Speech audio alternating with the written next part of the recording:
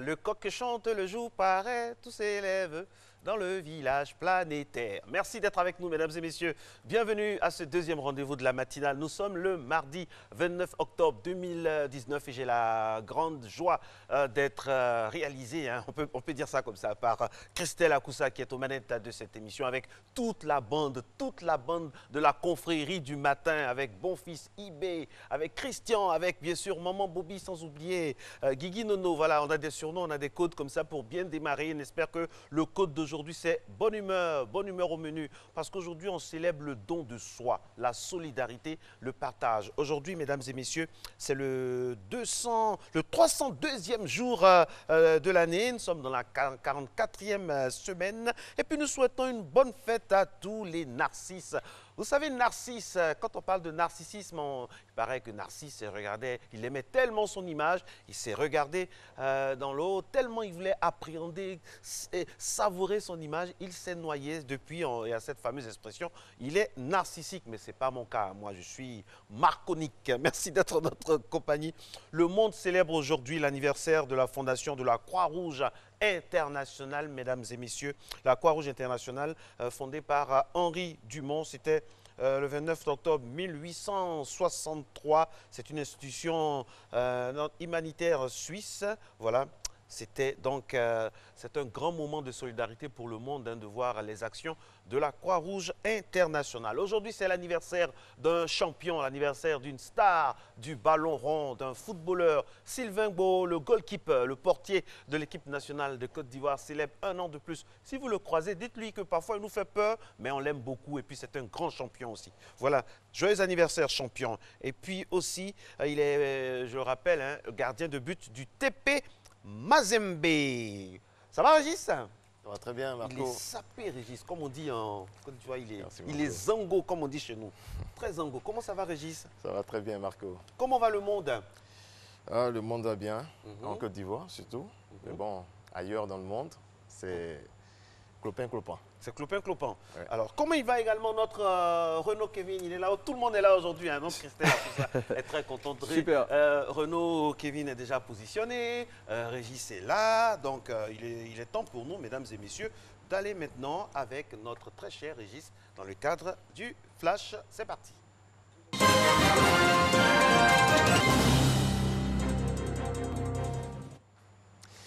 Madame, Monsieur, bonjour. Dans l'actualité nationale, les cadres de l'administration en charge de la politique publique sont en formation depuis hier à Grand-Bassam. La rencontre permettra d'élaborer un tableau des opérations financières de l'État, incluant les entreprises publiques nationales. Les détails de Kolo Koulibaly. Le tableau des opérations financières de l'État retrace les recettes et les dépenses pour en dégager le déficit budgétaire et les moyens de sa compensation. Ce champ était purement axé sur l'administration centrale, c'est-à-dire les affaires que gère l'État lui-même. Cette fois, les actions touchent désormais toutes les unités extra-budgétaires, les entreprises à capitaux publics et celles où l'État est majoritaire. Environ 113 entités, y compris les collectivités, sont concernées. Auparavant, on prenait seulement le passif, c'est-à-dire que les charges que l'État assumait, mais aujourd'hui, nous allons prendre les recettes de ces entités et les consolider et voir véritablement l'étendue. Est-ce que les recettes totales au sens large du secteur public et les dépenses au sens large, lorsqu'on les confronte, quelle est l'ampleur de ce déficit? C'est ce travail que nous sommes en train de faire. Sinon, pour le moment, au centre de l'administration centrale budgétaire, où l'État a véritablement les leviers nous convergeons pratiquement en fin d'année vers un déficit de 3% qui est requis par les normes internationales. Cette nouvelle approche de la Côte d'Ivoire vise à se conformer aux normes communautaires et répondre aux engagements avec les institutions comme le Fonds monétaire international. Donc, ce que nous sommes en train de faire avec le pays de la Côte d'Ivoire, c'est les aider à pouvoir couvrir le secteur public. Nous avons établi un chronogramme de travail qui a permis de pouvoir finaliser les statistiques de l'administration publique. Nous avons couvert les collectivités, la sécurité sociale. Nous sommes en train de couvrir les unités extra-budgétaires. Et après, nous allons couvrir le secteur public. Pour nous, c'est de sortir toutes les unités qui n'ont pas d'activité marchande, qui sont gérées par l'administration publique, pour les rattacher à l'administration publique, afin d'avoir une bonne couverture de l'administration publique. Après cette première phase, la Direction générale de l'économie va inclure dans ce tableau des opérations financières les 84 sociétés d'État. Le lycée professionnel de Jacquesville a été réhabilité et équipé à hauteur de 1,5 milliard de francs CFA, un financement de l'Union européenne. L'établissement a été remis officiellement à l'État des Côtes d'Ivoire par l'Organisation des Nations Unies pour le développement industriel ONUDI hier lundi en présence du secrétaire d'État chargé de l'enseignement technique et de la formation professionnelle. L'ancien footballeur international Didier Drogba s'engage dans une campagne de sensibilisation contre l'insécurité routière en Afrique. Regardez. 20% des décès sur la route dans le monde ont lieu en Afrique, alors que le continent ne représente que 2% du parc automobile mondial. Une situation alarmante qui amène la Fédération internationale de l'automobile, en partenariat avec la Fondation Prudence, à lancer en Côte d'Ivoire une campagne de sensibilisation et d'éducation pour une bonne conduite sur les routes. L'insécurité routière, c'est 1 350 000 personnes qui meurent tous les jours. Il faut absolument changer cette évolution dramatique. La Côte d'Ivoire est le premier pays africain à lancer le programme. Le footballeur Didier Drogba prête son image pour les visuels et messages de sensibilisation qui seront diffusés sur le continent africain. J'engage ma personne, mon image et tout mon cœur dans cette campagne. Et je vous invite à me suivre dans cette quête à sécuriser nos routes et à protéger nos populations. Une initiative qui reçoit le soutien du gouvernement à travers la tutelle. Nous enregistrons 1 million de morts chaque année sur nos routes. Je voudrais donc vous remercier d'avoir lancé donc cet événement, cette campagne ici à Abidjan. Pour son déploiement, le programme Save Step Sécurité routière en Afrique va sensibiliser principalement aux règles simples de conduite, notamment le port du casque ou encore la conduite à vitesse réduite à proximité des écoles. Le reportage de Désiré Kofi dans un commentaire de Godfrey Okambawa. Le stade Mamadou Koulibaly de Diéné a abrité samedi dernier le grand concert de l'UE Magic Tour, occasion pour les responsables de l'Union européenne et les artistes d'inviter les parents à scolariser les jeunes filles, inviter également les jeunes au civisme et abandonner la voie de la facilité. Plus de 15 000 spectateurs ont vibré au son des artistes tels Ariel Chenet, Afou Keïta et Magic System. Voilà, c'est la fin de ce premier rendez-vous de l'actualité. Merci de votre attention. On se retrouve tout à l'heure pour développer l'actualité africaine. Merci Régis, merci à vous également de nous faire l'honneur d'être présent ce matin en ce deuxième jour ouvré de la semaine. Tout de suite, vous le savez, les palpitations, les déclinaisons de notre émission nous conduisent à l'info, mais aussi au bien-être, à l'entretien du corps, de l'esprit. Quand on a de bonnes informations, quand l'esprit est bon, bien disposé, bon, la chair suit quoi. Allez, fitness, c'est parti.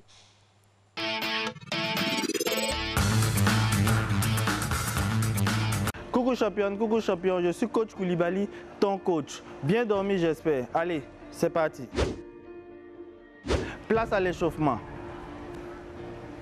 On va commencer comme toujours avec la marche rapide. Top, c'est parti. Si tu as de l'espace à la maison, déplace-toi.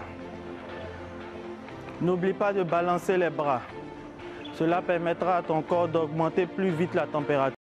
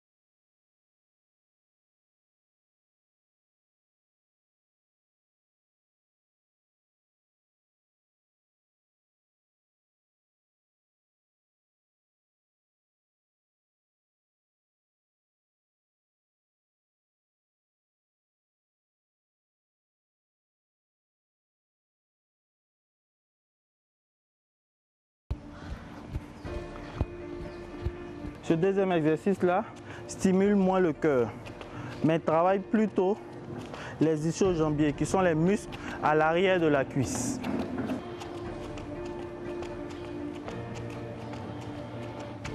Les élévations de genoux et les talons aux fesses ne sont pas du tout à négliger, car ils travaillent très bien les abdominaux. 2 exercices pour renforcer le muscle abdominal, faire rentrer le ventre.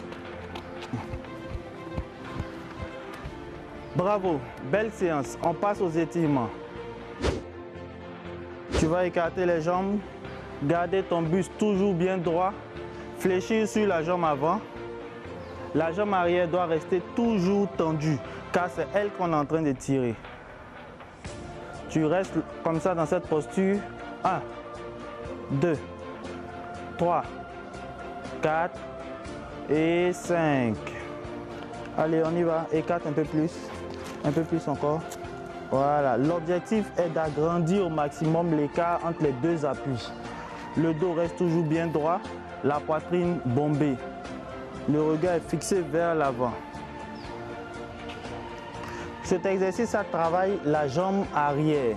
C'est elle que nous sommes en train de tirer. Donc, il faut qu'elle reste toujours bien tendue.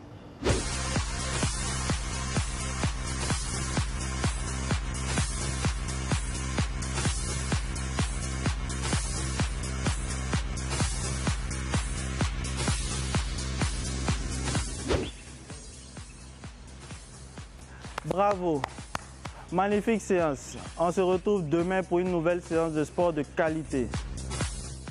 Merci coach, on vous retrouve avec plaisir demain comme vous l'avez dit. Matin Bonheur, l'émission où on essaie d'avoir tous les compartiments pour votre bien-être. La santé, l'information, tout à l'heure, prenez date, prenez toutes vos dispositions pour être avec nous aux alentours de 7 h. Nous allons avoir le grand plaisir de recevoir un ancien bâtonnier, un grand militant des droits de l'homme. Il était président de la section, d'une des sections très influentes concernant les droits de l'homme ici de notre pays. Il était membre du Conseil constitutionnel, maître Louis Mettant.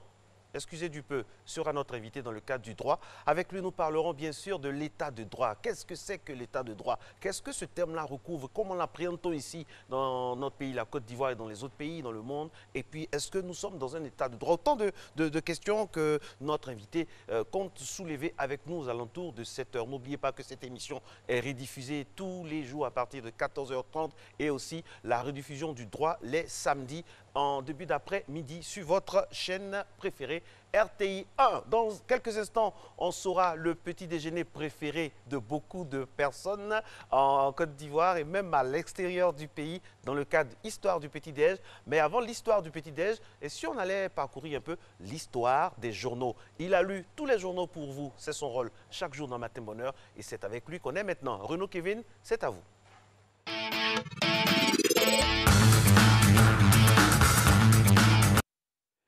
Bonjour Marco, bonjour à tous les téléspectateurs. Eh bien, on est parti pour la revue de presse et vous donnez le ton, Marco. Tout à fait. Le quotidien d'Abidjan donne des nouvelles des derniers développements du procès à la CPI de M. Laurent Gbagbo et de M. Charles Blé Goudé. Après l'échec de Bensouda, le régime d'Abidjan en pleure devant la CPI. C'est ce que titre ce matin le journal Bleu qui ajoute « Pourquoi le retour de Gbagbo fait tant peur à Ouattara ?» et c'est là en illustration sur notre écran. Alors, Daniel Boni-Clavry interpelle les autorités ivoiriennes. Les révolutions se nourrissent de rancœur, d'injustice, de frustration. C'est ce que Barassa Une, le nouveau réveil de ce jour. Ces propos ont été tenus par la présidente de l'URD hier lors du fauteuil blanc, plateforme de débat organisée par le journal proche du PDCI RDA. Décidément, Renaud, c'est la série des interpellations. Après l'interpellation de Daniel Boni-Clavry qui interpelle les autorités ivoiriennes, le président du Sénat, lui aussi, lance une interpellation. La politique, la vraie, est faite pour apaiser et non pour apeurer, selon Aoussou Jano, qui pointe ainsi du doigt l'ensemble de la classe politique ivoirienne. Et c'est dans l'intelligence d'Abidjan que cette interpellation est intervenue. Adama Bictogo a animé une conférence de presse hier. Oui, Bictogo démonte Bédié Soro et Guy Kahué. C'est le compte-rendu que nous fait le matin d'Abidjan, le compte-rendu que nous fait le matin d'Abidjan, donc de la conférence de presse animée hier par le directeur exécutif du Rassemblement des Oufouettistes, pour la paix. Et Soro a été un bon rebelle, pas un bon Premier ministre. Monsieur Bédier, le troisième pont est-il biodégradable ou encore financement du meeting du PDCI par les cadres du RHDP? Guy Kahué est dans l'intox. Tout ceci est à lire dans le matin de ce jour. Et puis la justice ivoirienne condamne un célèbre centre hospitalier à payer plus de 100 millions de francs CFA à un ex-patient. Suite à une erreur médicale, la PISAM lourdement sanctionnée. C'est l'information qu'affiche à sa une l'éléphant déchaîné de ce jour. Selon le journal satirique, les autorités de la clinique accusent les médecins plutôt, d'être responsables de cette situation. Et puis tout à l'heure, nous évoquions la conférence de presse de M. Adama Bictogo. Eh bien, le camp Soro répond justement à Bictogo.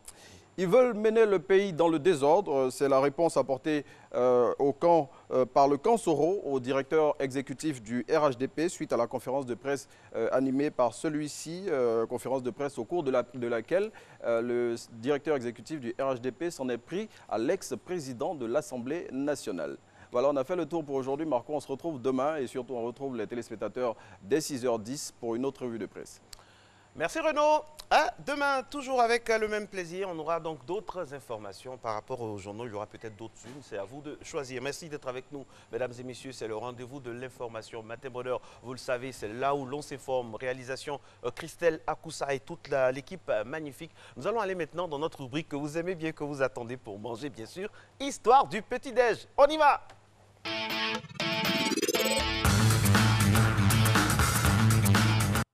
Alors, histoire du petit-déj aujourd'hui, vous savez, c'est cette rubrique où on essaie donc de parler de notre patrimoine culinaire au niveau du petit-déjeuner, du patrimoine culinaire mondial. Aujourd'hui, la toupou, oui, la toupou.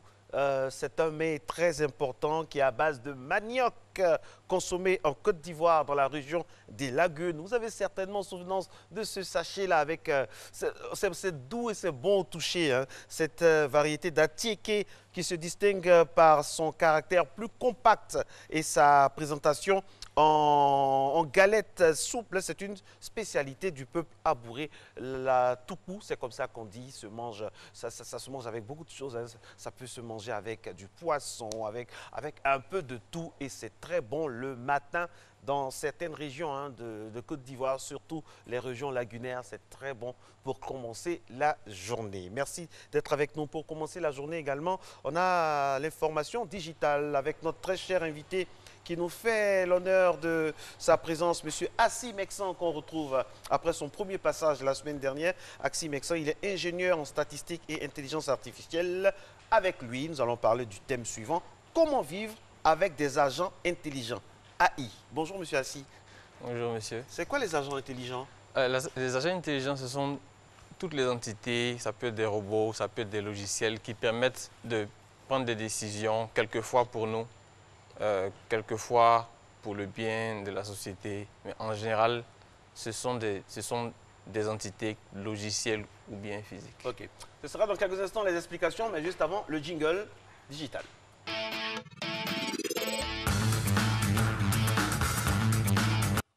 Alors, avec les bouleversements, il y a beaucoup de bouleversements qui sont inhérents à aux agents intelligents dans le monde. Est-ce que vous pouvez nous expliquer, éclairer un peu nos lanternes, parce qu'on est vraiment bleu sur ce sujet? La révolution à laquelle on assiste actuellement est similaire à la révolution industrielle. On assiste à... Du 19e siècle. C'est ça. On a beaucoup de petits éléments qui se mettent en œuvre. Quelquefois, on ne voit pas forcément les liens, mais qui accélèrent la productivité. De la même manière, la révolution industrielle a commencé par la machine à vapeur et après, toutes les usines ont commencé à être efficaces. On a commencé notre ère avec les ordinateurs, les bases de données, Internet et la productivité a eu un boost. Mais en 2005, on a constaté un ralentissement de cette productivité-là, de cette hausse de productivité. On a commencé à se poser des questions, mais les récents événements de l'intelligence artificielle nous confortent il y a beaucoup de choses à venir. Donc, quels événements concrètement? La possibilité des machines de reconnaître des images, de résoudre des problèmes, la traduction automatique aujourd'hui avec un téléphone, tu vas dans un pays, tu vois un signe, tu peux automatiquement comprendre ce que ça veut dire, ce qui n'était pas possible une décennie avant. Alors, où est-ce qu'on trouve le plus régulièrement possible les agents intelligents dans notre quotidien? Les agents intelligents se retrouvent de manière naturelle dans les technologies de l'information. J'ai mon téléphone, je fais une recherche, c'est un agent qui va en griffe définir ce que je vais consommer. La même chose se positionne aussi au niveau de Facebook et des réseaux sociaux qu'on utilise. Mais les agents intelligents aussi se situent dans des endroits dans lesquels on n'a pas l'habitude d'être. Et ces endroits-là, on peut citer par exemple dans les transports, ce sont ces agents qui vont définir les horaires des bus qu'on va utiliser. Ce sont ces agents qui vont définir quel est le parcours client lorsqu'on va dans une agence, n'importe laquelle, parce que ces agents auront analysé les processus et décidé que voici un client doit passer par 3 étapes pour être satisfait. Quelles sont les limites des agents intelligents? Les limites des agents intelligents actuellement, c'est le raisonnement. C'est vrai, ils arrivent à faire des corrélations, ils arrivent à prédire certains éléments, mais ils ne savent pas intrinsèquement ce que c'est, ce qu'ils prédisent. On a des agents, on a des logiciels qui arrivent à générer du texte. En d'autres termes, ils peuvent faire un résumé, mais ils ne savent même pas que le mot en griffe, le mot manger, veut dire mettre quelque chose dans sa bouche. Mais donc, pourquoi on les qualifie d'intelligents alors? Parce que ce dont vous parlez là, c'est l'essentiel de l'intelligence. Savoir, ils ne savent pas, ils ne savent pas. Mais pourquoi on dit qu'ils sont intelligents alors? Il y a plusieurs niveaux dans l'intelligence. Et le paradoxe de la robotique, c'est que ce que nous considérons comme difficile, c'est ce qu'ils font. Mais ce que nous considérons comme élémentaire, c'est ce qu'ils savent pas faire, ce qui est difficile.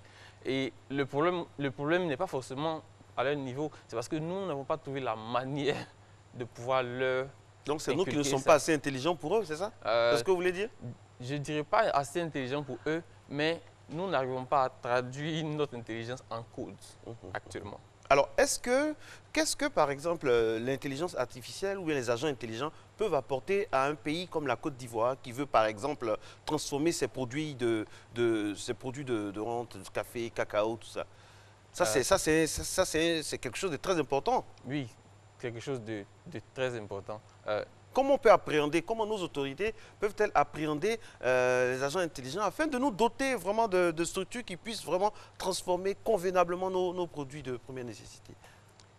La première chose pour aller dans ce sens, c'est de mettre en place des instituts. Je pense qu'il y a un institut qui existe, mais qui est concentré sur tout ce qui est machine, mais pas forcément des machines intelligentes. On a un institut de transfert de technologie.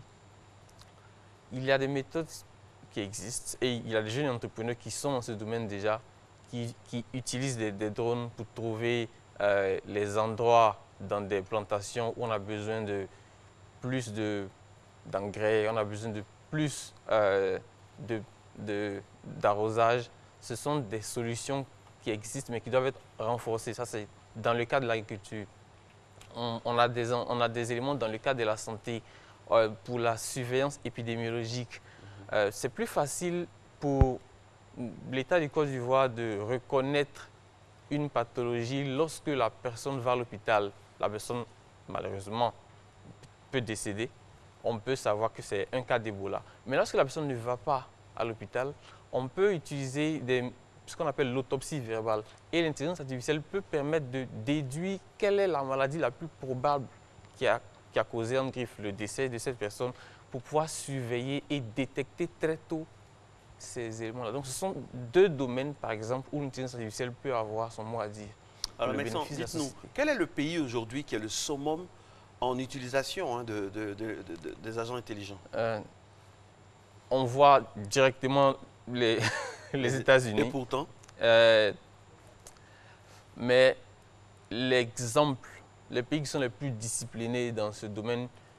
Ça veut dire quoi, discipliné? C'est-à-dire les pays qui ont à la fois l'innovation. Qui ont mieux intégré ça à leur société. Qui ont mieux intégré ça à leur société, ce sont les pays d'Europe du Nord. Je citerai Finlande, Danemark. Je citerai Danemark, je citerai Suède. Et comment ils ont mieux intégré ça? Comment? Ils ont mieux intégré ces éléments-là dans la société par la formation. D'accord. Actuellement, la Finlande et certains pays voisins ont pour objectif d'éduquer leur population à la compréhension de l'intelligence artificielle. En prison, les personnes sont utilisées pour annoter les images, puisque l'intelligence artificielle fonctionne par l'instruction des machines. On leur apprend à reconnaître des images, à reconnaître différents processus. Et on utilise même les prisonniers pour accélérer ce phénomène-là. Ça montre à quelle ampleur ces sociétés-là intègrent la notion de formation, puisque c'est la compréhension de cette technologie qui va permettre une adoption et une meilleure interaction. Mais la Côte d'Ivoire, par exemple, parce qu'il faut ramener tout ça à notre pays, parce que nous sommes ici à la proximité, la Côte d'Ivoire est un désert en matière d'intelligence artificielle. Quand je vois les transports, les bus, le système de billetterie, même quand on va au stade, quand on voit beaucoup de choses, on est encore pratiquement à un état primaire. Pour un pays quand même qui fait 40% de la sous-région en matière économique. Comment on explique ça? Je dirais que actuellement, l'infrastructure qu'il faut dans beaucoup d'industries pour se mettre à l'intelligence artificielle n'a pas vraiment évolué. Qu'est-ce qu'il faut? C'est pour ça qu'on vous êtes sur ce plateau, pour éclairer nos lanternes. Qu'est-ce qu'il faut pour un pays comme la Côte d'Ivoire? Pour la Côte d'Ivoire, au plan national, et je l'ai dit la dernière fois, il faut une stratégie qui définit voici les domaines dans lesquels on va adopter l'intelligence artificielle. Les entreprises ont la possibilité, et elles le font, elles ont leur propre stratégie, donc elles développent les solutions, des bases de données qui permettent de récupérer l'information qu'il faut et de mettre les algorithmes dont elles ont besoin. Mais pour le bien public, il n'y a pas d'autre secret qu'une volonté politique de mettre une stratégie en place. Et même les pays les plus avancés, les États-Unis, la France, le Canada, ont mis ces stratégies-là en place. Au niveau public, je ne vois pas d'autre solution que ça. Parce qu'on peut se dire qu'il n'y a pas d'experts, mais l'intelligence artificielle est basée sur des technologies qui sont les mathématiques, l'algèbre, et on a des professeurs qui sont des experts dans ce domaine-là. Donc, une fois que ces secteurs sont identifiés, ces solutions-là pourraient être mises en place. Un exemple concret. Oui. Voulons payer un exemple concret. Dans quel secteur? L'éducation, la santé ou bien, je ne sais pas. J'ai déjà mentionné deux éléments, l'agriculture et la santé. Je peux mentionner un troisième élément qui est la sécurité. Avec une surveillance satellitaire, une reconnaissance des endroits où il y a la déforestation, on peut déterminer les zones où il y a une violation des forêts classées et intensifier la surveillance, la présence des agents des eaux et forêts dans ces zones-là. De la même manière, on peut utiliser ces méthodes-là pour pouvoir avoir une surveillance de nos côtes. On a vu il y a eu plusieurs années avant. À ce niveau-là, la Côte d'Ivoire, il y a un système de surveillance, il y a des caméras un peu partout. En tout cas, au niveau de la sécurité, je pense que là, en Côte d'Ivoire, on peut dire qu'on est un peu près par rapport à l'intelligence artificielle. Maintenant, les autres secteurs, c'est l'éducation. L'éducation, la santé, le pays rural, comment faire en sorte éviter l'exode rural en concentrant là-bas des infrastructures qui vont permettre aux jeunes de ne pas forcément venir à Abidjan. Tout ça, c'est là où on attend aussi les décideurs. Bien sûr. Par contre, même si les décideurs ont un poids, il y a certaines solutions qui, selon moi, ne nécessitent pas forcément l'intelligence artificielle. Empêcher l'exode rural, par exemple, avec des politiques qui rendre les administrations autonomes et capables de pouvoir prendre des politiques, je pense qu'on peut avoir un impact sur l'exode rural, par exemple.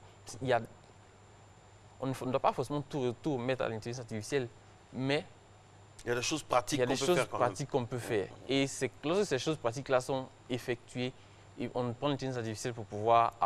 Parce qu'après tout, et c'est quelque chose qui est vraiment important qu'il faut avoir à l'esprit. Lorsqu'on a un projet qu'on veut faire, on va vraiment se poser la question, est-ce qu'il faut intégrer l'intelligence artificielle ou on peut avoir une solution simple et efficace? Ok. On va revenir avec vous tout à l'heure aux alentours, juste après la fin de l'info, pour discuter avec vous. C'est un thème très, très important. C'est aussi une des portes de sortie pour nos pays qui cherchent à entrer de plein pied dans le monde développé, d'intégrer cela, mais en respectant l'éthique, en respectant nos manières de percevoir, d'appréhender la vie et la technologie, parce que ça aussi, c'est très important. Parce qu'on a beau mettre l'appareil le plus sophistiqué dans un endroit, il faut vraiment une psychologie autour afin de faire en sorte que l'homme puisse faire un avec la machine, parce que force doit toujours demeurer et rester à l'humanité. Merci d'être en notre compagnie, mesdames et messieurs. C'est Matin Bonheur qui se poursuit ainsi. Nous reviendrons tout à l'heure à M. Assi Meksan, mais avant, la salve d'informations composée donc bien sûr de la météo et du JT. On se retrouve juste après. Boutique de vêtements, d'ameublement, espace de distribution, magasin de jouets, hôtel, restaurant ou maquis, agence de voyage, agence de location de véhicules, espace de détente et de loisirs, RTI Publicité à travers son produit Vitrine vous offre un espace pour la promotion de votre commerce. Rendez-vous dans nos différentes agences RTI Pub pour vos achats d'espace à des tarifs compétitifs. Sur RTI 1, RTI 2, RTI Boaké, Radio Côte d'Ivoire, Fréquence 2 et sur RTI Digital. Agence RTI Pub Plateau, contact 22 40 12 50, poste 47 43 et 47 45. Agence RTI Pub Cocody de Plateau Vallon, contact 22 40 12 50, poste 50 80 et 47 92. Agence RTI Pub Boaké, contact 22 40 12 50, poste 52 28.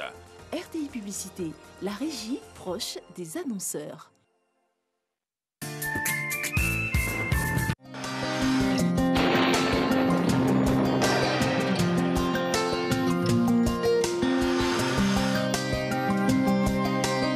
MTN, everywhere you go. Mesdames et messieurs, bonjour. En début de matinée, la moitié sud sera dominée par un ciel nuageux, avec des pluies par endroits avant que le soleil ne fasse progressivement son apparition. Ailleurs, le temps sera progressivement nuageux. Pour les variables de la matinée, elles seront comprises entre 23 et 25 degrés. 25 degrés donc à Abidjan, à Diaké, 24 à Bondoukou, Boaké, 25 degrés à Deloua et Dimbokro, 24 degrés à Gagnoa et Korogo, 23 degrés à Mont et Odiéné, 24 degrés à San Pedro Sassandra, 25 degrés à Tabou et enfin 24 degrés à Yamoussoukro. L'après-midi, l'ensemble du pays sera dominé par un ciel généralement nuageux. L'ouest et le sud forestier observeront des orages isolés accompagnés d'averses de pluie. Et sur le littoral, on observera des passages de nuages denses avec des pluies faibles ou modérées au cours de la période.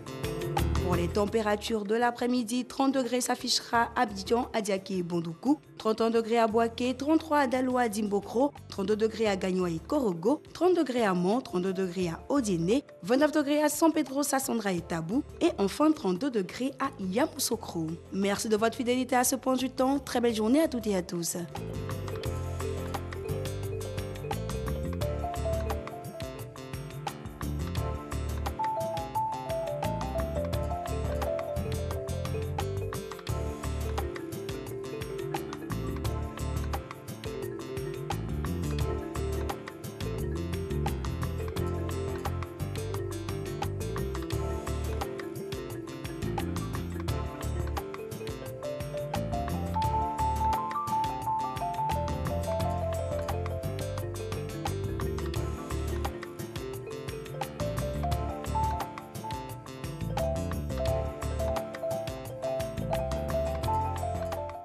MTN, everywhere you go.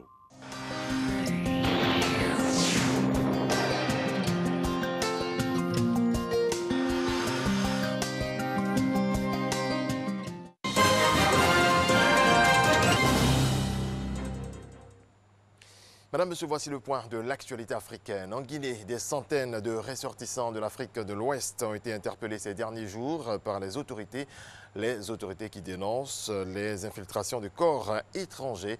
Le pays traverse une crise politique, mais cette affaire serait liée aux pratiques controversées d'une société de vente directe. L'information a fait grand bruit en Algérie où l'homme fort Ahmed Gaïd Salah, chef d'état-major des armées algériennes, artisan de la démission de l'ancien chef de l'État, Abdelaziz Bouteflika, est accusé de fréquenter ce dernier qu'il a pourtant contraint à sa démission. Selon les médias, le général Gaïd Salah rend régulièrement visite à Abdelaziz Bouteflika, installé toujours à la résidence présidentielle.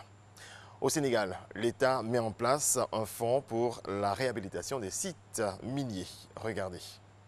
Sur une vingtaine de sociétés minières présentes au Sénégal, seules 3 disposent d'un plan de gestion environnementale et sociale incluant le fonds de réhabilitation des sites miniers, une cartographie qui justifie cette réunion interministérielle. Il est heureux que des cadres de concertation sectoriels comme celui-ci, qui nous réunissent ce matin, puissent permettre d'expérimenter et de consolider la solidarité gouvernementale autour de problématiques et de préoccupations partagées. La problématique de la réhabilitation des sites miniers révèle des obstacles juridiques. Nous avons un décret qui date de 2009 qui fixe un peu comment le fonds doit fonctionner et ce décret était adossé à la loi de 2003 portant code minier. Entre-temps, il y a la loi de 2016 qui abroge certaines dispositions du code de 2003. Et le décret, même si ces dispositions sont transposées à la loi portant code minier, la mise en œuvre pose problème. Des solutions sont en passe d'être trouvées avec un arrêté interministériel. Des ébauches ont été réalisées allant dans le sens de la matérialisation de la forme de gestion de ce fonds-là à travers un arrêté interministériel. L'arrêté, normalement, doit préciser les modalités de gestion. C'est-à-dire, une fois que les fonds seront déposés au niveau de la caisse de dépôt et de consignation, il y aura un processus de décaissement. Le processus de décaissement doit être organisé sur la base d'échanges entre le ministère de l'Environnement et du Développement durable et le ministère des Mines et de la Géologie, qui régulièrement vont apprécier l'état d'exécution des réhabilitations. Et c'est à partir de l'avancement de l'état d'exécution qu'ils pourront conditionner le décaissement des fonds auprès de la Caisse de dépôt et de consignation.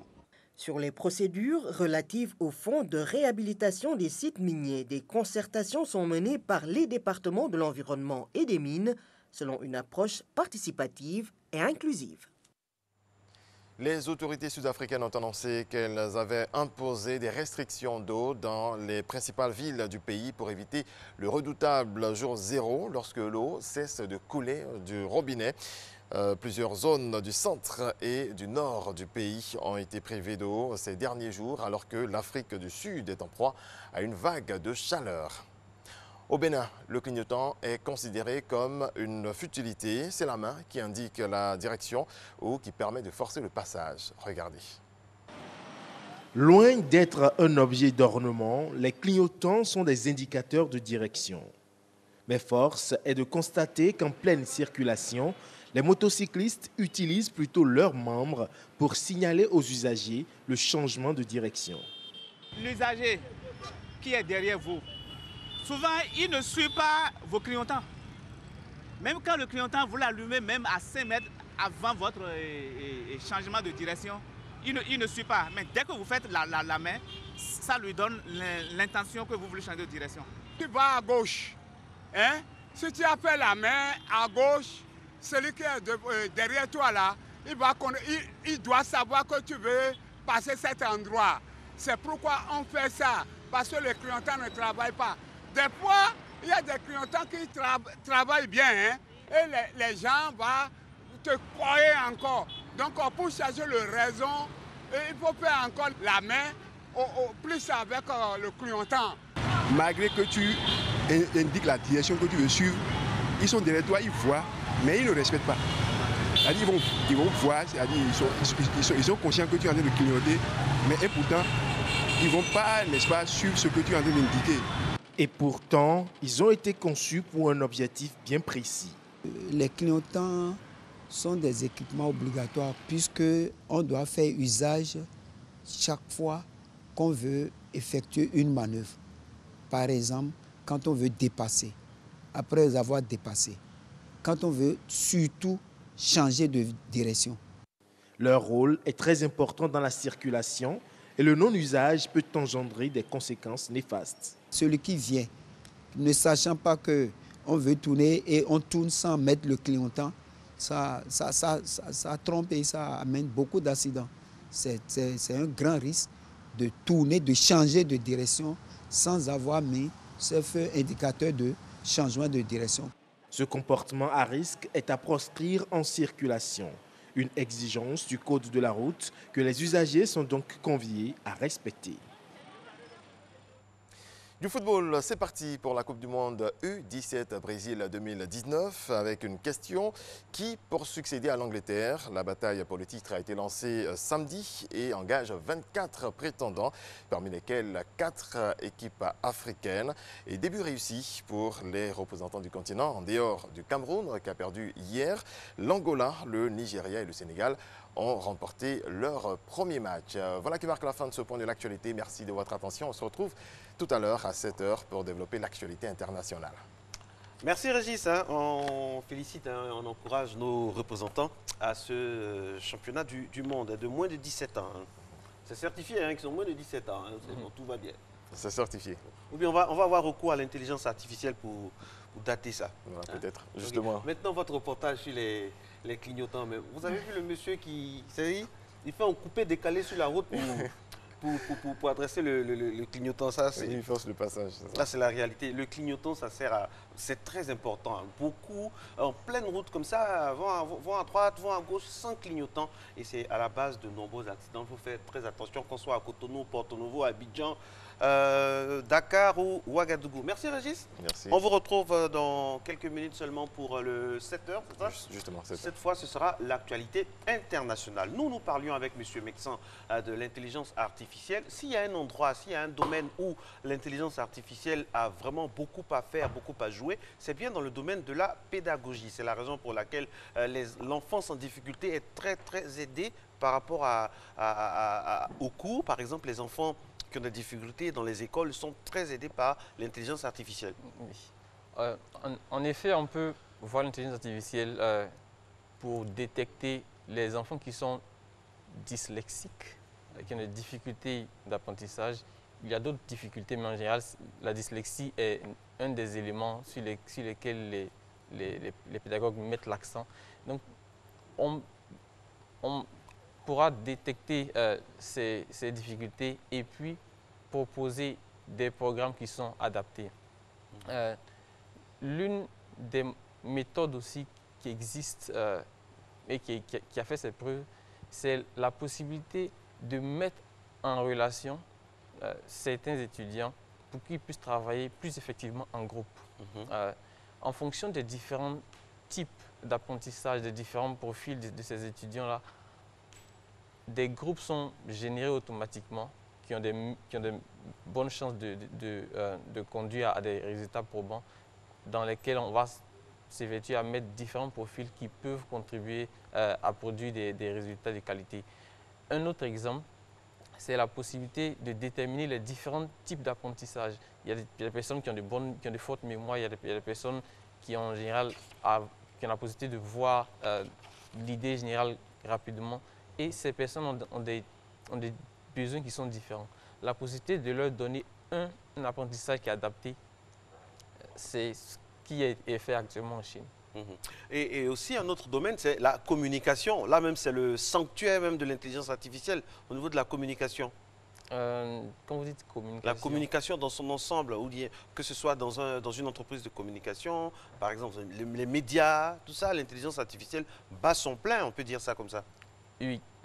L'une des méthodes, par exemple, qui est utilisée dans ce domaine serait de détecter les différentes cibles qui sont les plus réceptives à différents messages. On utilise pour ça des profils qui sont effectués sur la base des interactions précédentes avec des médias similaires ou des interactions précédentes avec des produits ou des services auxquels ces personnes ont souscrit.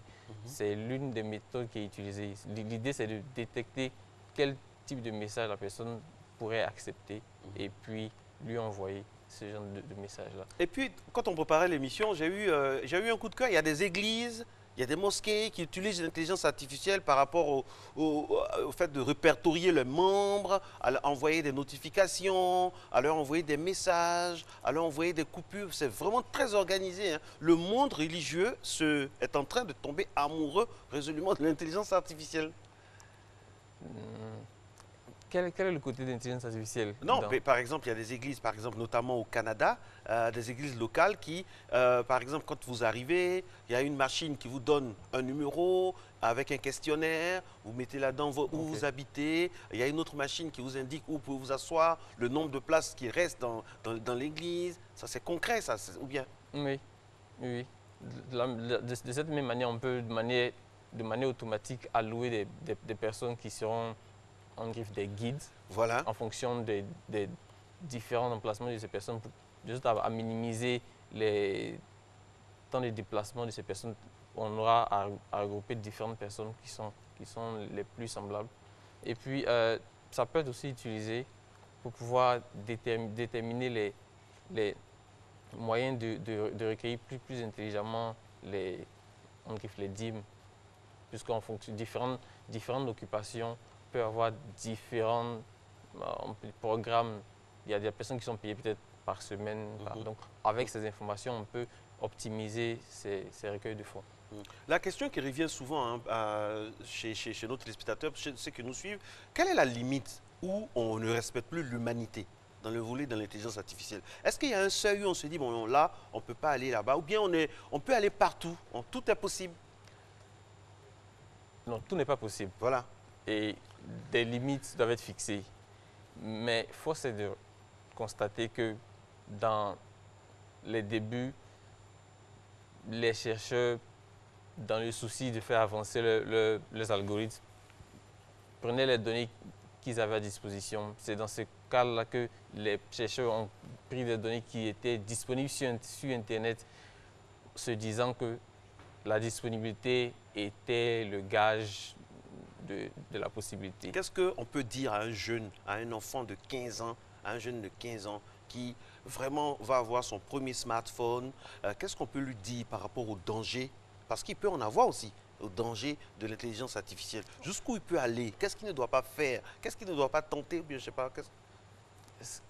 Ce qu'on ne doit pas faire avec l'intelligence artificielle, c'est ce qu'on ne doit pas faire en fonction du droit. Je donne un exemple. On a actuellement des méthodes qui permettent de faire dire des choses qui ne sont pas vraies à des personnes. Oui. En tant que jeune, je peux avoir la volonté de m'amuser et puis d'utiliser une de ces techniques-là. Mais ces techniques-là peuvent nuire à autrui. Et c'est ce qu'il ne faut pas faire. Utiliser des produits parce qu'ils existent, mais qui peuvent nuire à la personne. Il y a d'autres personnes qui utilisent ces personnes pour attaquer les personnes vulnérables comme des femmes en les mettant dans des scènes qui ne sont pas réelles. Et la Côte d'Ivoire a récemment été épinglée, j'espère que c'est du passé tout ça, par rapport à la cybercriminalité. C'est à ça que vous voulez faire allusion, ou bien il y a d'autres choses encore? J'avais pas fait allusion à ça. Beaucoup d'arnaques, beaucoup d'arnaques, de tromperies sur les réseaux sociaux à travers d'autres technologies aussi, c'est ça? Oui, ce phénomène est le plus récurrent. Mais il y a d'autres phénomènes qu'on ne voit pas? Les phénomènes dont j'ai parlé, c'est les phénomènes des deepfakes, des deep porn. Mais la cybercriminalité... Expliquez ça pour ceux qui ne connaissent pas. Les deepfakes, les deep porn, ça consiste en quoi? Il faut expliquer. Je suis un jeune, je découvre un outil sur Internet et je dis des choses, je fais passer ce que je dis pour ce que quelqu'un d'autre a dit. Je mets en griffe de fausses paroles dans la bouche de M. Marcellin. On va dire, M. Marcellin a dit quelque chose, c'est faux. Ça, c'est ce qu'il ne faut pas faire. C'est ce qu'on appelle les deepfakes. D'accord. Ensuite, on a les deep porn, comme le thème le dit, c'est vraiment tout ce qui est dans le porno. Ah, voilà. Et Andrea, c'est dirigé vers des femmes. Voilà. Ah, d'accord. Il faut faire très, très attention. Il faut faire très attention. Et je pense que c'est des choses auxquelles... Au fait, l'idéal, c'est de commencer avec ça. Lorsque les enfants sont en bas âge, les habituer un peu à ça, à l'intelligence artificielle, pour que ce ne soit pas un mythe demain, afin qu'ils puissent vraiment, quelle que soit la société où ils vont aller demain, s'habituer, se fondre dans le moule. Essentiellement sur l'usage de leurs données personnelles, en fonction de ce qu'ils doivent partager, de ce qu'ils doivent garder pour eux-mêmes, parce que un jour ou l'autre, ça pourrait être utilisé. Actuellement, on essaie de mettre des guidelines pour que les entreprises suivent, mais il n'y a aucune garantie que les entreprises vont respecter la confidentialité des données. Donc la seule manière, c'est de vraiment savoir quelle information on partage. Alors, mais vous ne parlez pas de pays comme la Chine. Ça m'étonne parce que la Chine, c'est un des pays où c'est un peu aussi le sanctuaire de l'intelligence artificielle, où il y a des caméras qui reconnaissent les gens au faciès. Les caméras filment en même temps, donnant les informations. Est-ce que tout ça, c'est... Oui, la Chine, c'est clair que c'est particulier. C'est un pays qui est très avancé, qui est vraiment avancé d'intelligence artificielle. C'est le moins qu'on puisse dire. Même si il est controversé. C'est peut-être pour ça que je ne parle pas beaucoup de... Mais je pense que dans l'éducation, j'ai beaucoup parlé de la Chine parce que c'est le pionnier. C'est là où les entreprises du monde occidental ont été beaucoup plus prudentes. Les entreprises chinoises ont pris le leader et se sont jetées dans l'éducation. C'est actuellement un succès. Beaucoup même préfèrent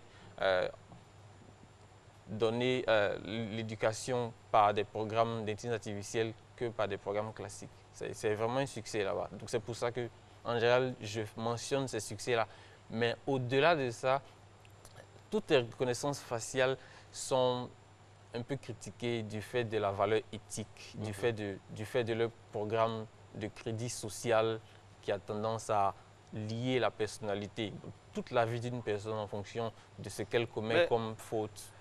Mais le gouvernement chinois a dit quelque chose que je respecte, c'est que sur quoi on se base pour juger que la Chine ne respecte pas les droits de l'homme, alors que eux, dans leur culture chinoise, le respect des droits de l'homme n'a pas la même connotation que le respect des droits de l'homme dans la société européenne ou africaine. Et là, ils ont raison. Si eux, ils pensent qu'en contrôlant les gens comme ça leur permet d'avancer. Et la preuve, ils seront premiers dans quelques années au niveau du produit intérieur brut. Ils vont dépasser les États-Unis. Ça, c'est indubitable. Alors, ça pose aussi un débat. Le débat, il est là. Il n'est pas prêt d'être résolu. Le débat, il est là. C'est que dans toutes les sociétés, qu'elles soient occidentales ou chinoises, la question de la surveillance est vraiment importante. Et qu'on le veuille ou non, tous les pays en général qui sont avancés ont une certaine manière de surveiller les habitants de ces pays-là.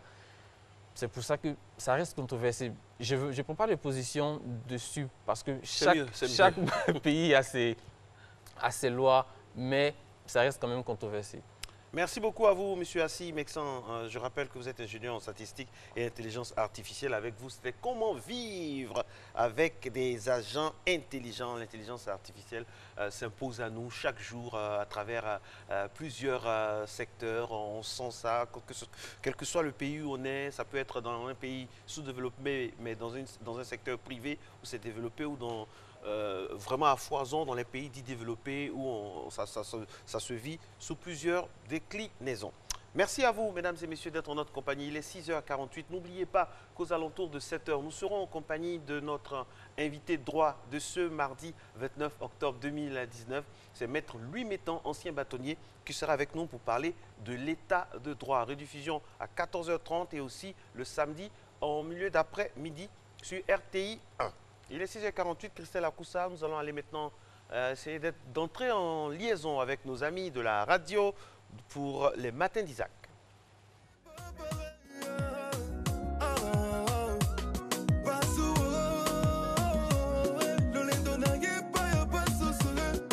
6h et bientôt 49 minutes. Vous êtes à l'écoute de Fréquence de la Fréquence Jeune, live and direct. Si vous êtes à Abidjan, Grand Bassam, Dabou ou à Niamey, vous nous écoutez forcément sur 92.0 de la bande FM. Si vous nous suivez sur RTI 1, bonjour à tous, bonjour à toutes et bienvenue. Bonjour Marcelin, bonjour à toute la team de Matin Bonheur. On est très content de vous retrouver. C'est vrai, début de saison pour vous.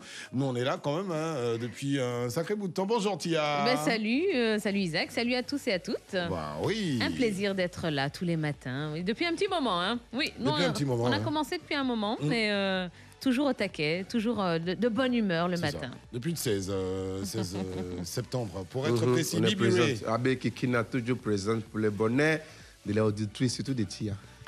Ah bon, bon. D'accord. Nouvelle configuration donc d'un matinal survitaminé. Bon, hormis Tanti Bodjrou, il n'est pas là, qui est pas très en forme, mais bon, et qui nous rejoint d'ici à demain. Bon, mais on se retrouve donc avec Tia. Ouais. Et vous voyez comment elle illumine le plateau. Difficilement.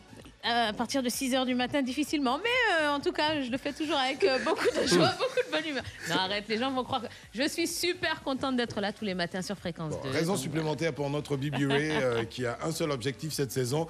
C'est le visa. Visa Schengen. Il n'y a pas les musulmans. C'est parfait. Hormis cela, donc, pour nos très chers auditeurs et téléspectateurs, on a un sujet. Oui, le sujet du jour. Alors, on parle boulot. Pensez-vous que contredire son chef est un acte risqué? Vous connaissez les deux numéros de téléphone. Top, c'est parti. 20 22 21 21 20 24 27 89. Vous avez la possibilité de nous appeler là maintenant, oui, pour donner votre avis sur la question. Tia, contredire son patron. Pourquoi tu me regardes comme ça? Je pose la question. Parce que tu es chef, quoi. Donc, on est à l'antenne ici. Bon, monsieur on peut le contredire. Non, contredire son patron, ça peut être un peu risqué. Ça dépend. Tout est une question d'art et de manière de faire les choses. Bon, faisons de la place pour les auditeurs. On peut contredire, mais de façon très subtile. Nous, les femmes, on est très doués pour ça, généralement. Ah, d'accord, parce que contredire, c'est contredire. Hein. Ah, donc, ce que je dis là, tu veux dire que c'est faux? Je ne vais pas dire que c'est faux. Je dis que ce n'est pas juste. Tu vois la nuance? Je n'ai pas dit que ce n'est pas juste. Bon, je dis que ce n'est pas vers là-bas. Voilà. On a quelqu'un au bout du fil. Allô, bonjour. Qui est là? C'est Christian, il me semble. Ça va bien, Christian? Oui, ça va bien. Tu nous appelles de la Côte d'Ivoire profonde. Il est à Zikisso. Oui. Vers Macobéry. Ouais, j'appelle de Zikisso, précisément à Niagbameko. Bon, alors, vas-y, donne-nous ton avis sur le sujet, Christian. Bon, d'abord, je voudrais vous dire merci pour la joie que vous nous procurez tous les matins. Tu veux remercier le président de la République? Moi, particulièrement, tous les matins, je suis votre émission. Je suis vraiment fanatique de matinée. Bon, nous sommes contents de te savoir là, cher ami. Mon sujet, c'est vous dire que c'est vrai, c'est parce que nous sommes en Afrique que peut-être que ça va poser problème. Normalement, un être humain a quand même des défauts. Donc, quelquefois, il faut aussi dire à ton ami ce qui ne va pas. Mais c'est en Afrique que les gens prennent ça mal. Mais alors, là, on ne parle pas de ton ami, on parle de ton patron. On dit ton patron. Non, enfin, si je dis à une personne que c'est une personne, voilà pourquoi il dit mon ami. Ah, ok. Sinon, voilà, un patron, c'est quelque chose de normal. Que quand ça ne va pas, il faut qu'on se dise ce qui ne va pas pour que la société puisse marcher. Voilà. Sinon, un patron, normalement, bon, on peut lui dire, mais ça dépend de la manière aussi que tu vas l'aborder. La manière d'aborder le patron. D'accord. Et dans quelles conditions il faut l'aborder, c'est ça. Avec les mots aussi. Normalement, c'est pas mauvais de faire des reproches à une personne. C'est pas mauvais. Si tu le dis, on donne la possibilité à quelqu'un d'autre d'intervenir au 20 22 21 21 ou au 20 24 27 89. Alors, on a Boufofana au téléphone. Allô, bonjour. Bonjour, Eladj. Bonjour, Tia. Salut, comment vas-tu? Ça va, tu es toute pleine de force, là. Oh, tu me regardes à la télé, regarde, je t'embrasse très fort. Je te vois, là, tu es toute belle, là. On n'embrasse pas les... tu as illuminé, là, le plateau, là. Oh, c'est gentil, merci. Oh, merci. Ça y est, Eladj Boufofana, bonjour. Bonjour, mon oncle, comment ça va? Je vais bien, cher aîné. Ok. Alors, mon nom Boaké, bonjour. Ici, là. Tout ça, là, ici, là. Alors, Boufofana. Pour toi, est-ce que contredire son chef, c'est un acte risqué? Non, contredire. Vous dites bien contredire. Oui. Non, on ne doit pas contredire son chef. Ok. Même si tu sais qu'il est dans le faux. Oui, non. Là, on ne contredit pas son chef. On apporte sa petite touche subtilement, intelligemment. Parce que le chef, c'est le chef. Mais contredire, c'est pas contrarier. Oui, mais non, pas publiquement. Si tu le fais d'une manière publique, il peut se sentir vexé. Voilà, je... Ah, mince. Mais je connais ce qu'il veut dire. S'il appelle dans un couloir, oui. tu vois les DG comme ça. Oui. Tu dis, viens. Dans le couloir. Dans le couloir. Tu m'imagines, moi, là, en train de dire au DG, viens. Viens, dans un couloir. Et puis tu non, parlais. Pas moi. On a quelqu'un au bout du fil. Courageux, mais pas téméraire. Hein. C'est Emmanuel, c'est la dernière intervention. Hein. Mais bon, à 7h10, vous pourrez encore nous appeler pour donner votre avis sur le sujet. Salut Manu. Bonjour, monsieur. Tu vas bien? Oui, ça va, ça va. Bon, et avec la voix que tu as là, je laisse le soin à Tia de te parler. Salut Emmanuel. Salut, madame. Comment vas-tu? Oui, ça va. Ça va bien. Alors, dis-moi, contredire son chef, est-ce que c'est risqué pour toi? Bon, d'abord, je rejoins dans un premier lieu mon premier frère, hein, comme il a dit. C'est déjà parce qu'on est en Afrique, dans la culture humaine, je voudrais que lorsque quelqu'un dans une hiérarchie supérieure se trompe, normalement, il y a une autre hiérarchie là pour lui dire ah, mais c'est ce qu'on appelle généralement les conseillers. Une hiérarchie inférieure. Voilà, on a forcément une autre hiérarchie qui est à côté de lui pour lui donner des conseils par rapport à une décision ou à une situation. Supposons il n'y a personne au-dessus, c'est le PDG, c'est-à-dire que c'est le super patron. Comme Ibrahim Fofana, par exemple. Et il est PDG, propriétaire, patron à 100% de son entreprise. Puis toi, tu es en bas. Toi, tu lèves les cartons. Oui, oui. Et puis, il fait erreur. Tu es un cartonnier. Ah.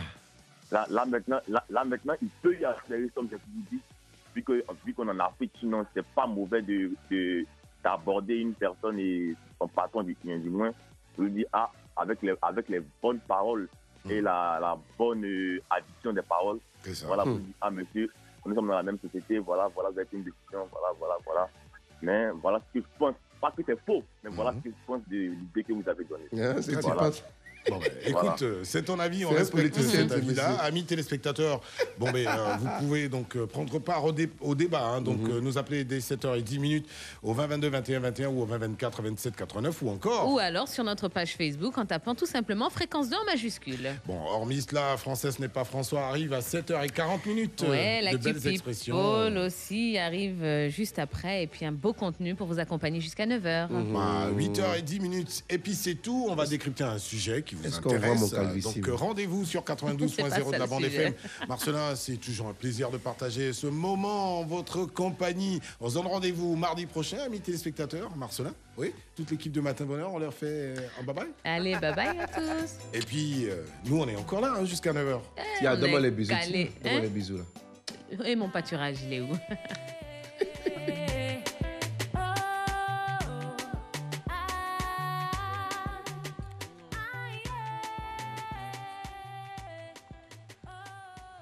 Merci la famille, nos cousins du matin de Fréquence 2, Fréquence Jeune. On salue toute la grande famille de la matinale du groupe RTI. Il y a la matinale de Fréquence 2, mais il y a aussi la matinale de Radio Côte d'Ivoire. On salue toutes ces entités-là et on est très heureux. Le thème, la Régis, c'est très important. Hein. Est-ce qu'on peut tout dire, s'exprimer à son patron? Comment s'exprimer vis-à-vis de son patron? Est-ce qu'on peut lui dire des choses? C'est délicat. Hein. C'est délicat. C'est délicat. Avec beaucoup de diplomatie, bien sûr. Avec beaucoup de diplomatie. Mais c'est vrai qu'on peut parler à son patron. Justement, on peut dire qu'on n'est pas d'accord, mais tant que ça reste dans la politesse, sans invective, je pense que c'est bon. Hein. Oui, c'est possible. Parce que dans nos pays, en Afrique, ici, on a trop une déification du patron. Parce que le patron, c'est avant tout un homme, c'est un être humain. Ça, justement. C'est ça. Mais nous, dans notre métier de journaliste, c'est comme si on n'a pas de patron. Voilà, donc nous, on peut naturellement parler à nos patrons comme des collaborateurs, parce qu'effectivement, ce sont des collaborateurs. Donc, c'est vrai. Comme disait Camille Desmoulins, grand journaliste français de la Résistance, le journaliste n'est pas là pour plaire à qui que ce soit, si ce n'est qu'au public. Justement. Merci Régis. Dans quelques instants, mesdames et messieurs, il est là, il est avec nous. Maître Louis Métan est avec nous pour le thème de ce mardi en matière de droit. Mais avant, nous allons passer, bien sûr, par notre registre national. Et cette fois, il va aborder tout ce qui est information au niveau mondial.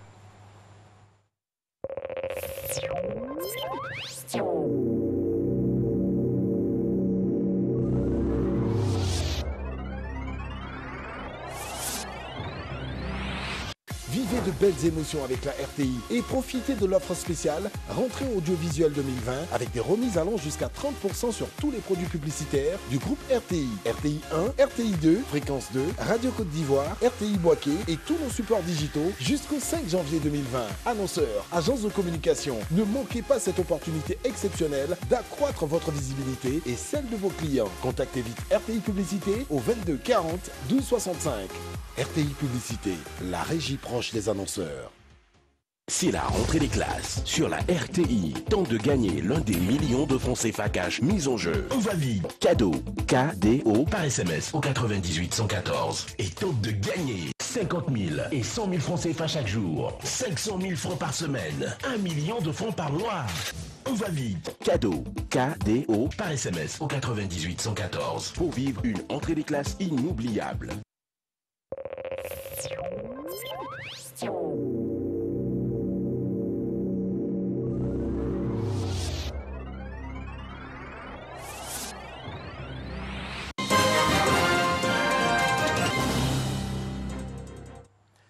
Bienvenue dans ce point de l'actualité internationale, à commencer par Santa Cruz en Bolivie. La police a fait usage de gaz lacrymogène sur des manifestants de l'opposition alors que se poursuivent les grèves et la contestation contre la réélection controversée du président Evo Morales. D'une contestation à une autre, des étudiants manifestent à Bagdad pour demander la démission du gouvernement, faisant fi des avertissements des autorités. 5 manifestants ont perdu la vie.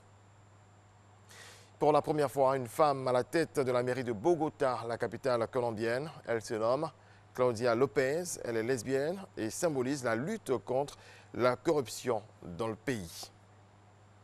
Donald Trump a annoncé dimanche la mort du chef de l'État islamique Abu Bakr al-Baghdadi lors d'une opération militaire américaine dans le nord-ouest de la Syrie.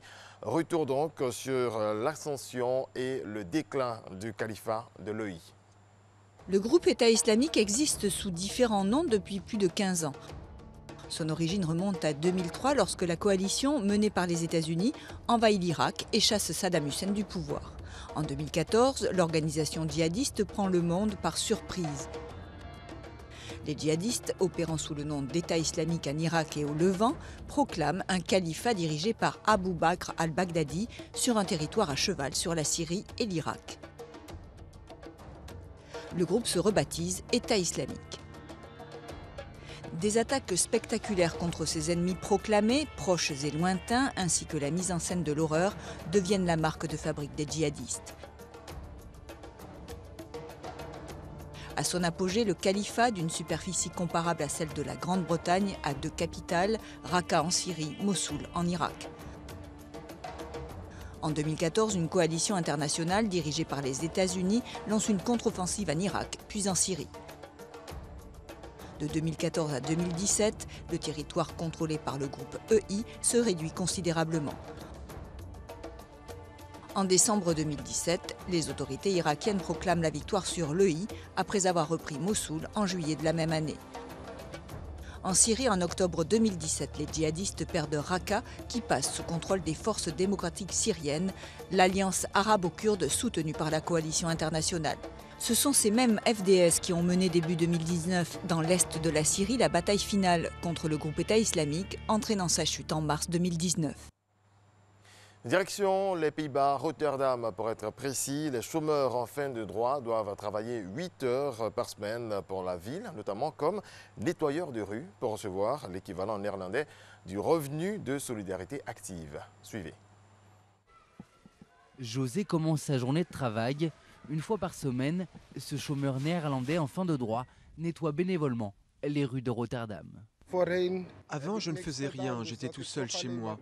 Alors que maintenant, j'ai le sentiment de faire quelque chose pour l'argent que je reçois. Et je garde ainsi un certain rythme de travail. En ramassant les poubelles, José pourra ainsi garder ses 860 € d'allocation chômage. Depuis un an, la ville de Rotterdam impose 8 heures de travail hebdomadaire pour le compte de la municipalité à chacun de ses chômeurs en fin de droit. En cas de refus, les allocations sont tout simplement supprimées. Cela n'a rien à voir avec les diplômes. En échange de l'allocation, on demande de faire quelque chose en retour. Si tu trouves que ce travail n'est pas assez bien, eh bien tu ne le fais pas. Mais alors il ne faut plus demander d'allocation. C'est à chacun de voir. Ce contrat baptisé le travail paix s'accompagne aussi d'une formation professionnelle. Comment rédiger un CV ou préparer un entretien 2 fois par semaine. Chaque allocataire participe à différents ateliers, des connaissances déjà acquises pour certains. Je trouve cela juste, mais ce que nous apprenons ici n'est pas d'une grande plus-value pour moi. J'ai déjà abordé ces points pendant mes études, donc je trouve cela un peu répétitif. Les personnes les plus diplômées restent souvent braquées sur le métier pour lequel ils ont été formés. Mais la situation devient vite problématique si l'opportunité ne vient pas rapidement. Alors, pour subvenir à leurs besoins, certains passent par un travail alimentaire. À Rotterdam, plus grand port d'Europe, le taux de chômage atteint désormais 12%, soit 2 fois plus que la moyenne nationale. Avec ce programme, la mairie espère tordre le cou à l'oisiveté et faire des économies. Et cela marche. Depuis 2012, sur 3100 chômeurs ayant suivi ce programme, 44% d'entre eux ne reçoivent plus leurs allocations. Nous tentons de réduire le travail au noir de manière significative. On ne peut pas travailler au noir et recevoir une allocation. Ce que l'on constate, c'est que les gens qui travaillent au noir ne peuvent plus mener cette activité illégale en raison de l'investissement en temps que nous leur demandons. Donc, soit ils renoncent à leurs allocations, soit ils collaborent pour vraiment trouver du travail.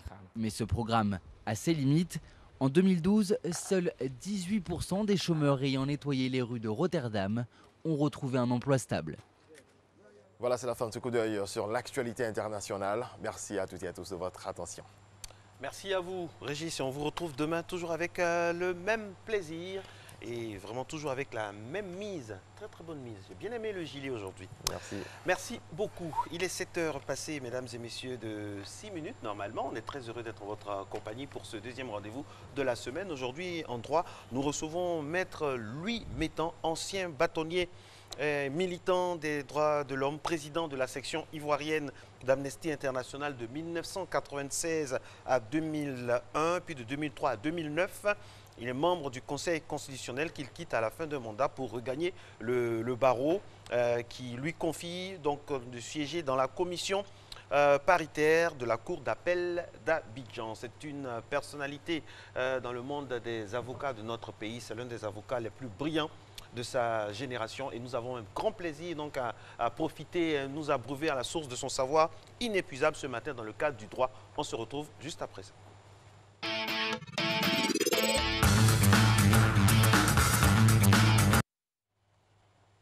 Allez, maître, bonjour. Bonjour. Nous allons vraiment aller avec vous sur un thème qui est très épineux, très important. On parle de plus en plus d'état de droit dans nos pays en voie de développement ou dans les pays dits développés.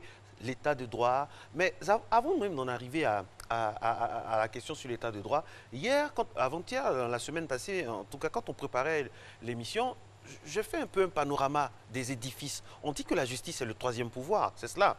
Mais il n'y a pas de bâtiment dans notre pays, par exemple, qui impose, qui montre la puissance de la justice. C'est vrai, il y a le palais de justice, mais c'est le tribunal.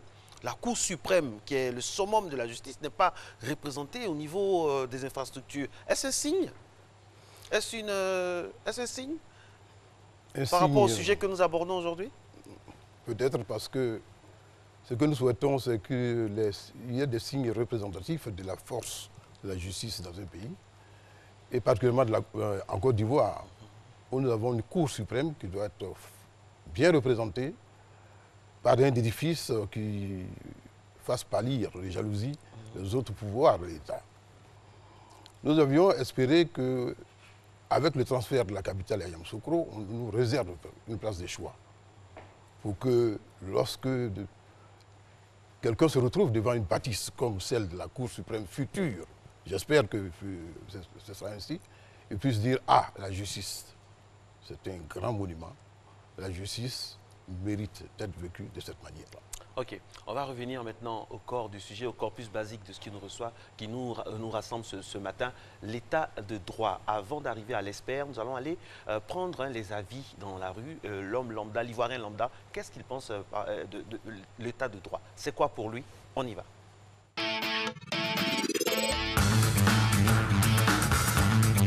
Le droit, c'est un mot qui est assez complexe et assez profond. Et surtout, étant ivoirien, ce que nous voyons et ce que nous vivons ici en Côte d'Ivoire, le droit il n'est pas appliqué à 100%. Et pourquoi? Parce que quand on parle d'un droit, il est appliqué à tous les citoyens. Alors quand on voit certaines formules qui sont utilisées, où le droit devait être appliqué, qui n'est pas appliqué, déjà il y a un peu de doute. Donc pour résumer, c'est pour dire qu'en Côte d'Ivoire, certes le droit il est utilisé, mais pas à 100%. Le droit, c'est l'ensemble des règles qui régissent une société à un moment donné. Donc chaque État se donne des règles selon ses besoins, selon ce qu'elle sent à une époque donnée, à un moment donné, pour faire face à certaines situations. Est-ce que le droit est respecté? Il est prôné, hein, et les politiques disent que nous sommes dans un état de droit. Mais il y a ce qui est et puis il y a ce qui est fait. Comme le dit un de mes enseignants, entre le texte et le contexte, il y a un grand trou. Il y a le texte, ce que disent les textes, ce qui est proclamé, mais la réalité nous donne de voir autre chose. Les prisons sont occupées, donc il y a des jugements qui sont rendus. Bon, c'est pas 100%, hein, mais quand même, le jugement est rendu. Comment on appelle ça? Les tribunaux fonctionnent et il y a des arrestations, bon, des jugements. Maintenant, comme on ne connaît pas tous les dossiers, hein, on ne sait pas tous les dossiers, bon, et puis tous les jugements qui sont rendus, on ne sait pas. Mais ce qui est certain, c'est qu'il y a une justice en Côte d'Ivoire. En Côte d'Ivoire, non. Le droit n'est pas respecté. Parce que là, c'est simple, quand nous voyons ce qui se passe dans le pays présentement, nous voyons que le droit n'est pas respecté. Parce que c'est un abus de pouvoir, en quelque sorte. Le plus fort piétine le plus faible. Quand le plus fort, même s'il n'a pas raison, mais étant fort, lui donne raison. C'est un peu cela. Sinon, le droit, en Côte d'Ivoire, je pense que le droit n'est pas respecté. C'est un peu ça. Pour des petits délits qui sont automatiquement mis à la maca et d'autres, tout le monde voit sur les écrans, qui agressent verbalement les gens et puis ça reste comme ça. Bon, vous savez, hein, on a vu tout récemment un député qui, pour un test qu'il a mis sur Facebook, a été mis en prison. Et on a vu d'autres députés aussi, de la même assemblée, là, qui ouvertement devant toute la nation a insulté les gens, puis c'est resté comme ça. Okay. Alors, maître, dites-nous, l'état de droit, c'est quoi, au juste? L'état de droit, c'est un système institutionnel qui soumet la puissance publique à la primauté du droit. C'est un système dans lequel on estime que chacun est soumis à la loi et chacun ne doit ignorer la loi. Alors, quelle est la finalité recherchée par l'exigence d'état de droit, de l'état de droit? L'état de droit fait partie de la gouvernance. L'objectif fondamental, c'est d'amener la paix dans la société. C'est ainsi que, je vais vous donner un exemple précis. En 2000, il y a eu des élections présidentielles aux États-Unis. Il y avait deux compétiteurs au final, George Bush pour le camp républicain, George Bush fils pour le camp républicain, et Al Gore pour le camp démocrate. Et finalement, la détermination du vote se faisait au décompte des voix en Floride. La tension sociale était de plus en plus haute et on risquait une implosion de l'État. Il a fallu que la Cour suprême, saisie par certains recours, tranche la question juridique et arrête la computation des bulletins de vote et le pays s'est rallié. La paix a été instaurée par le droit. C'est ça un état de droit. Un état de droit, c'est quand la paix s'instaure par le droit. C'est-à-dire le droit équilibre. Voilà, le droit équilibre, tout le monde se soumet au droit et c'est la primauté du droit qu'il faut dans les rapports entre les hommes et avec les institutions. Alors, quelle est la garantie de l'état de droit dans la pratique judiciaire? Dans la pratique judiciaire, nous estimons simplement que c'est un procès équitable rendu dans des délais raisonnables. Parce que la justice n'est plus la justice quand elle arrive trop tard. Et les garanties du plaideur, c'est par exemple la présomption d'innocence. On explique que même lorsque vous découvrez que quelqu'un avait un revolver fumant au pied d'un homme, un cadavre ensanglanté, et que vous avez la certitude que la raison de ce décès est le fait du tir de cette arme, il faut lui accorder la présomption d'innocence et qu'il puisse se faire entendre par une justice tout à fait équitable. Donc c'est un peu la Alors, maître, quels sont les principes relatifs à une bonne administration de la justice? Bon, pour une bonne administration de la justice, il y a des principes qui sont des principes directeurs des procès. Lesquels? L'un des principes directeurs du procès, c'est le double degré de juridiction. Aujourd'hui, on peut dire le triple degré de juridiction. Si vous êtes passé devant un premier juge et vous n'êtes pas satisfait, alors on vous donne la possibilité de saisir un juge d'appel. Le juge d'appel, si vous n'êtes pas satisfait, vous allez saisir la Cour de cassation. Alors, au départ, on parlait de double degré de juridiction. Maintenant, on peut parler d'un triple degré de juridiction, puisque la Cour suprême a la possibilité de reprendre tout le dossier. À l'époque, elle tranchait la question uniquement en droit. Aujourd'hui, elle reprend le dossier, elle évoque le dossier, comme on le dit, sur le plan technique, et elle statue au fond du dossier.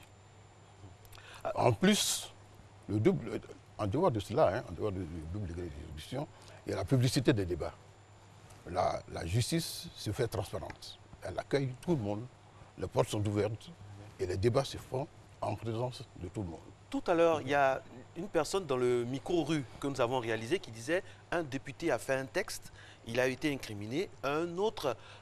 Alors qu'on sait dans cette situation qu'il y a ce qu'on appelle l'immunité des parlementaires, je sais pas, mais comment c'est possible? Comment on peut en arriver là? Mais si un député enfreint la loi, il est couvert par l'immunité. Oui. Il faut que le bureau de l'Assemblée nationale se réunisse pour lever cette immunité et proposer à la prochaine session, vraiment, et que le député soit vraiment poursuivi et que la procédure soit complète. D'accord. Alors, le cas évoqué par tout à l'heure celui qui est intervenant, je ne le connais pas. Je ne connais pas ce cas-là.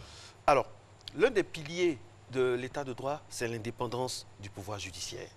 Qu'est-ce que ça recouvre, l'indépendance du pouvoir judiciaire? L'indépendance du pouvoir judiciaire, c'est d'abord la séparation des pouvoirs. C'est-à-dire que le juge est indépendant du pouvoir exécutif et du pouvoir législatif.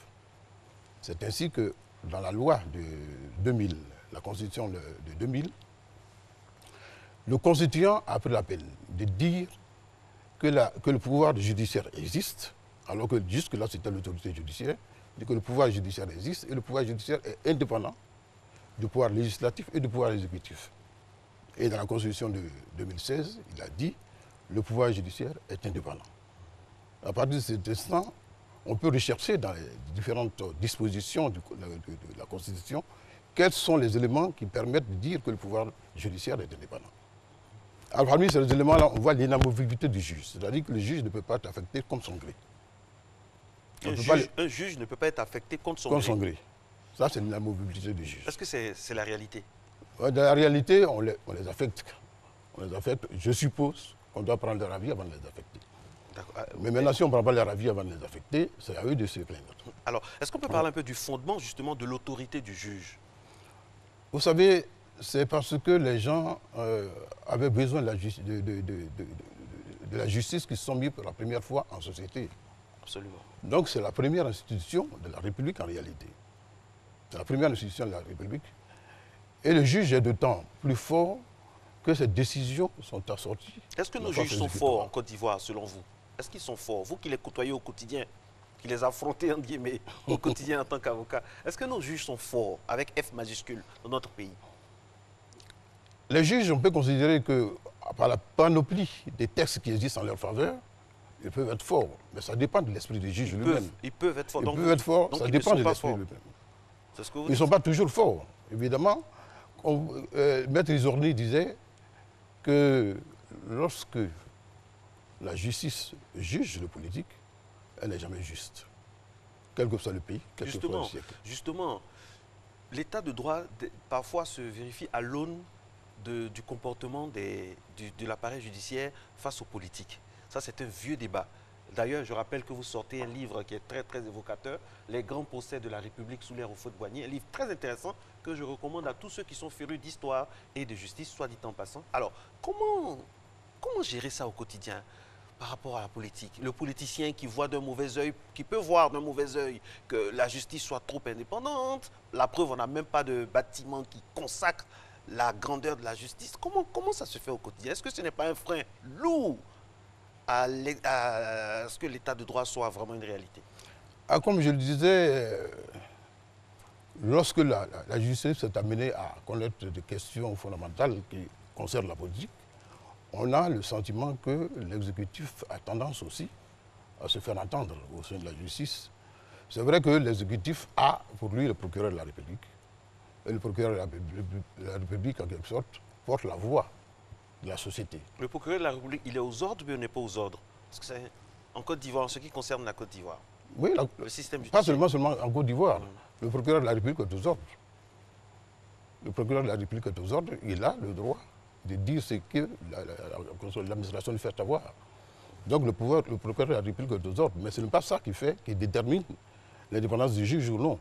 Le juge est indépendant parce qu'il décide d'être indépendant. Si vous avez consulté cet ouvrage, vous allez voir que dans certains procès, les juges ont assumé leur indépendance. Oui, au péril parfois de leur carrière.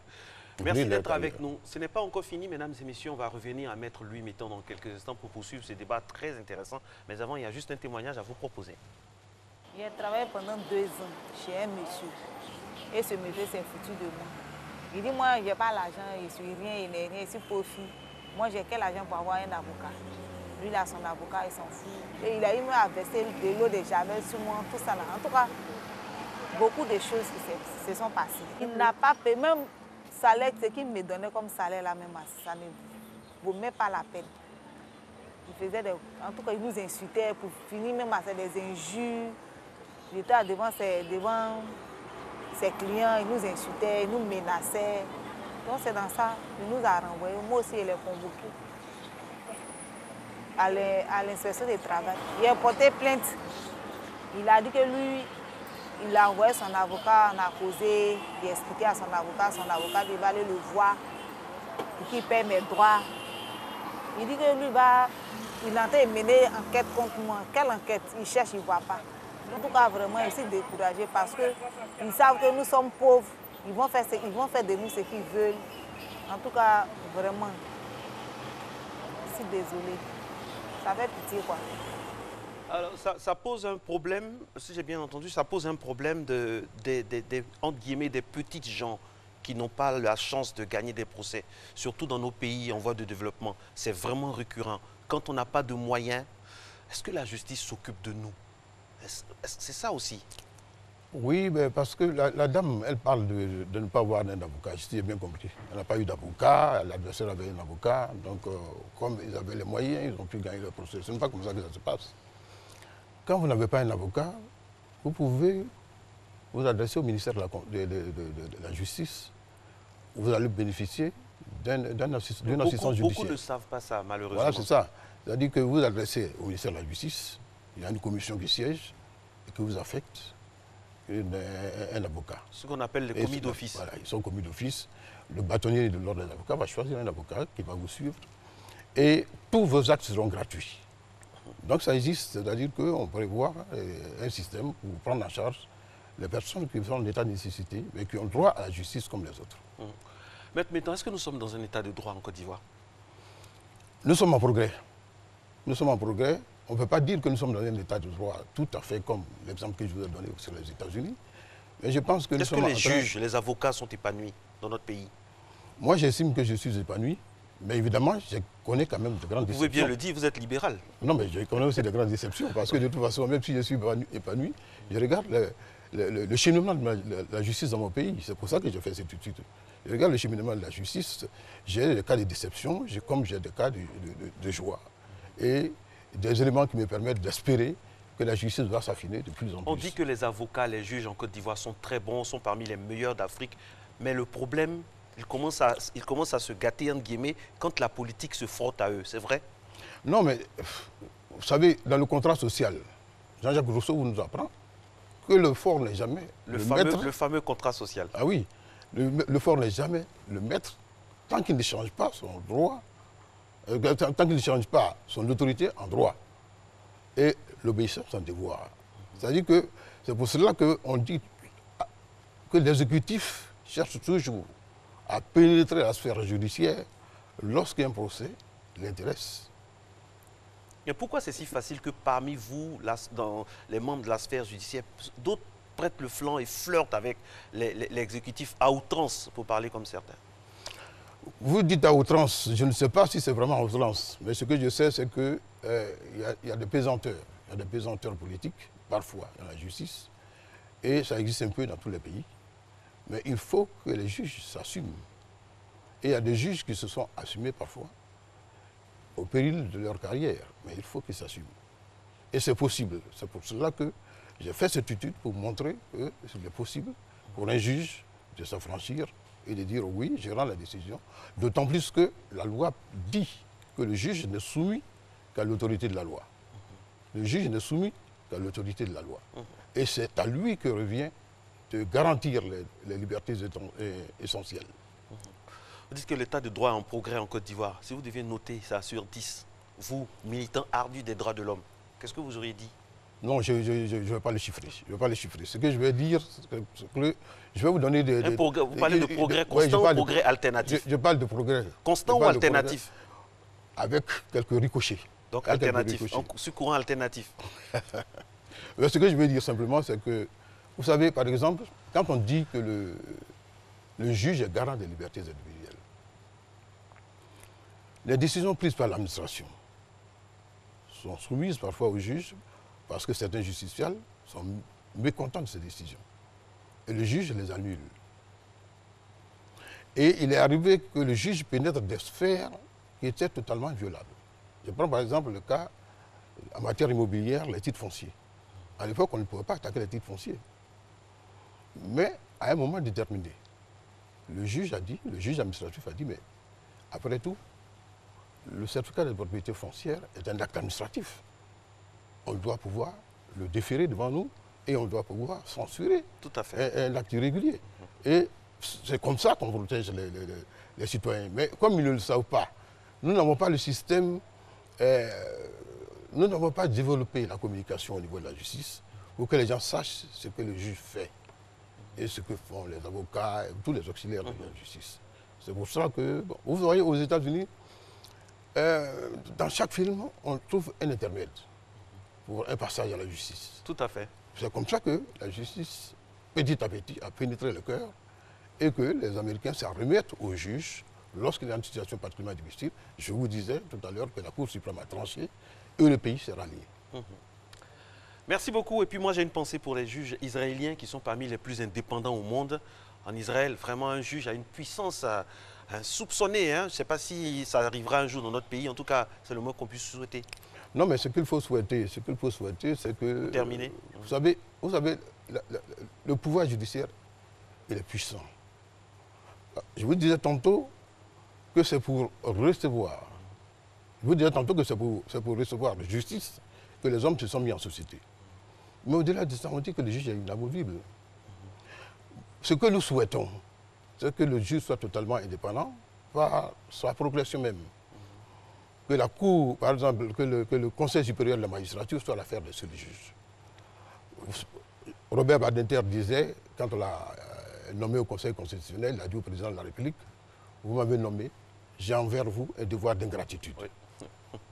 Merci beaucoup à vous, Maître Louis Mettant, ancien bâtonnier qui nous faisait l'honneur d'être en notre compagnie aujourd'hui pour parler de l'état de droit. Je rappelle qu'il est l'auteur d'un livre très intéressant que j'ai décortiqué, Les grands procès de la République sous l'ère Houphouët-Boigny. C'est un véritable condensé de témoignages, la marche de la justice dans notre pays. Merci d'être resté en notre compagnie. Merci d'être toujours là, au lieu où l'on s'informe. Tout de suite, on passe à un autre démembrement, une autre déclinaison de notre programme sur RTI 1 avec Thierry Angeval, avec qui vous avez rendez-vous au sens propre comme au sens figuré. À demain.